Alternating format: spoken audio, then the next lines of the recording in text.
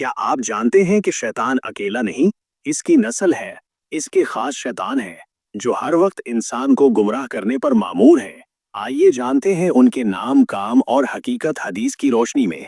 कुरान में सूरतुल कहफ आयत नंबर 50 में अल्लाह ताला फरमाते हैं, क्या तुम उसे और उसकी नस्ल को अपना दोस्त बनाते हो मेरे सिवा? इससे मालूम हुआ कि शैतान की नस्ल है। उलमाए किराम बयान करते हैं कि अल्लाह ताला ने उसे नस्ल पैदा करने की इजाजत दी ताकि वो क़यामत तक इंसानों को गुमराह करता रहे। शैतान की पैदाइश और उसकी नस्ल का आगाज। दुनिया की तख्लीक से पहले एक ऐसा मखलूक पैदा की गई जो ना इंसान था और ना फरिश्ता।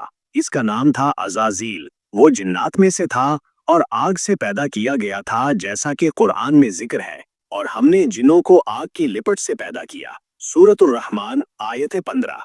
अज़ाज़ील बहुत ज्यादा इबादत गुजार था, यहाँ तक कि उसे फरिश्तों की सफ में शामिल कर दिया गया। वो जमीन पर अल्लाह का खलीफा बनने की तमन्ना रखता था। हजारों सालों तक वो अल्लाह की इबादत करता रहा और जन्नत में भी उसे मकाम हासिल था, मगर उसके दिल में गरूर आचका था जो छुपा हुआ था मगर अल्लाह से मख्फी ना था। हजरत आदम अलैहिस्सलाम की तख्लीक और आजमाइश।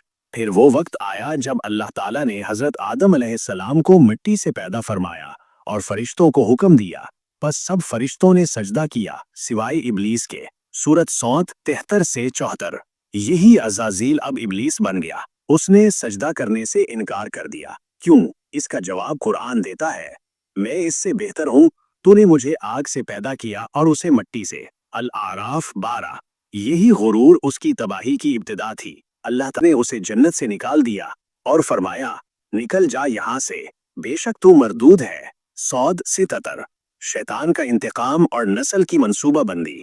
जब अल्लाह ताला ने इबलीस को जन्नत से निकाला तो उसने एक वादा किया, तेरी इज्जत की कसम, मैं इन सब को जरूर गुमराह करूंगा। 782।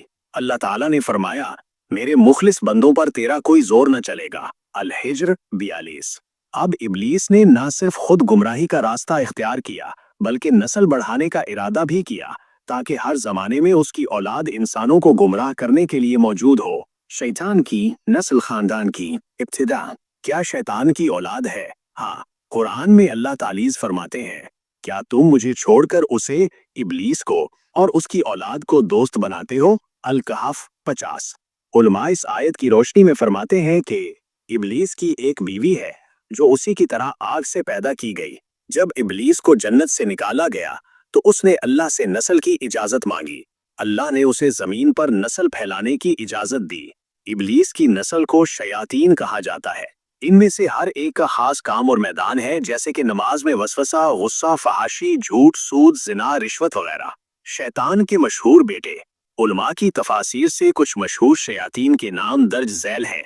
मैं शयातीन के इन ग्रोहों और उनकी जिम्मेदारियों को तफसील से बयान करता हूँ। शयातीन और उनकी गुमराहकुन जिम्मेदारियाँ।